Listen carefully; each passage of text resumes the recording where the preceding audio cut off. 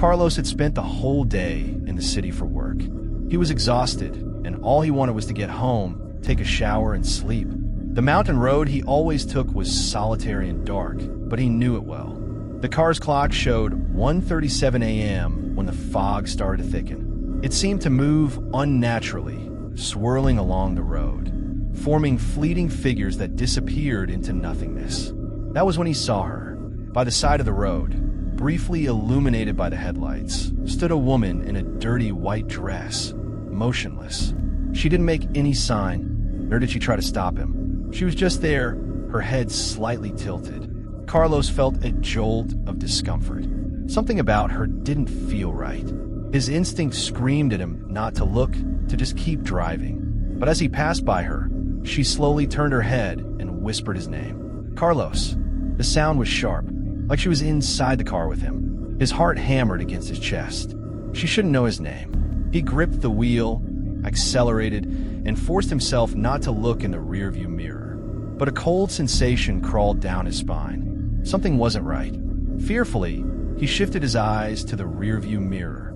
She was there, sitting in the back seat. Carlos felt his blood drain from his face. He couldn't see her face clearly, only a silhouette in the tattered dress. His breathing became erratic. He tried not to lose control of the car. She wasn't there. It had to be his imagination. But then, in the dimness of the mirror, she smiled. Her lips stretched too much, more than a human mouth could. And then, slowly, she tilted her head until her face was completely upside down. You shouldn't have looked at me. The car's radio exploded in static. Carlos screamed and slammed the brakes. The car skidded and veered off the road. It hit a tree, and Carlos's head slammed against the steering wheel. Everything went dark. When he woke up, the car was wrecked. The fog was thicker, and the road felt endless. There was no trace of the woman. Or at least, that's what he thought, until he looked in the rearview mirror one last time. There she was, smiling, closer and closer.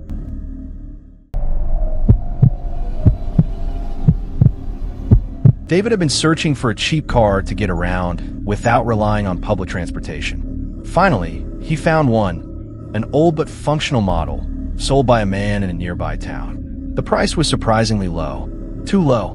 When he arrived at the address, the seller, an elderly man with a tired face, greeted him with a strange expression. "Don't use it at night," he said, handing him the keys with a trembling hand. "And never open the trunk." David thought the man was just an old fool. He paid, signed the papers, and left. It didn't take long for him to regret it. From the moment he started the engine, something didn't feel right.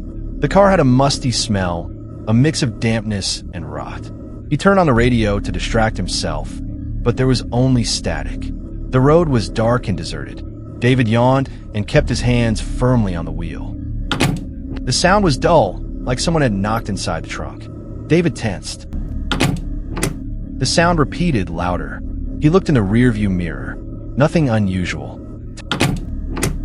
The knocks grew more persistent, as if something was trapped inside. David swallowed. He wasn't going to stop. But then, something scratched the metal from the inside. The hairs on the back of his neck stood up. He adjusted the rearview mirror to see the back of the car more clearly. The reflection showed the empty back seat. But when he looked down at the internal rearview mirror, his blood froze.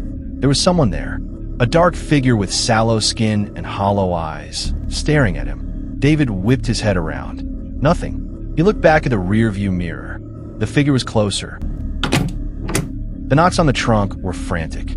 The radio exploded in deafening static, and amidst the noise, a voice whispered, "Let me out, David." David screamed and slammed on the gas. But then, something cold touched his shoulder. The car suddenly turned off in the middle of the road. Breathing heavily, he took out his phone.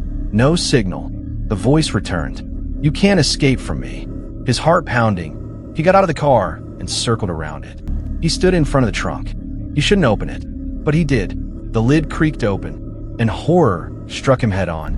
Inside the trunk was a body, his own body, with wide open eyes, frozen in an expression of terror. The mouth twisted in a silent scream.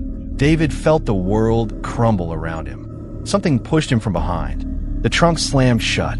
And on the dark road, the car's lights flickered on, and it began to move on its own. Inside, trapped in the trunk, David pounded and scratched the metal in desperation, just like the last owner before him.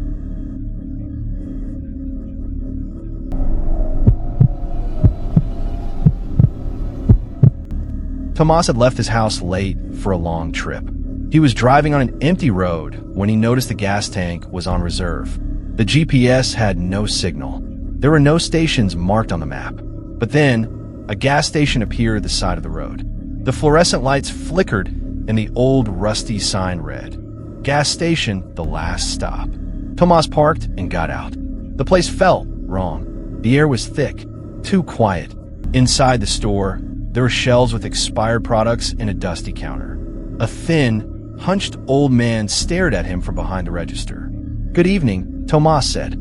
The old man tilted his head with a stiff gesture. "You're the first one to pass through here in years." A chill ran down Tomas's spine. Behind the counter, on the wall, there was a list of names written with chalk. And at the end was his name, Tomas Gomez. His mouth went dry. "Ow, it's happened before," whispered the old man. The lights flickered. When they came back on, the old man was much closer. Too close. Tomas stepped back, tripping over a shelf. He looked toward the door. His car was gone. The road had vanished. There was only an immense, dark nothingness. Tomas gasped, ran to the door, and went outside. The cold seeped into his bones. The desert had disappeared. Only the gas station remained. And the old man was already outside, watching him. "Don't worry," he whispered. "Everyone tries to leave." Tomas looked around desperately. On the ground, where his car had been, there was something else. A pile of bones bleached by time. Among them, a rusted phone with still a working battery. A notification on the screen. A message sent 10 years ago. "If you find this, don't enter the gas station. Run. Don't look back. Because if you see the list of names, you can't leave." Tomas shuddered. His eyes returned to the old man. "It's your turn," he said with a rotten smile. The wind howled. The lights of the gas station went out forever. When the road appeared again, Tomas was no longer there. Only his name remained on the wall, waiting for the next one.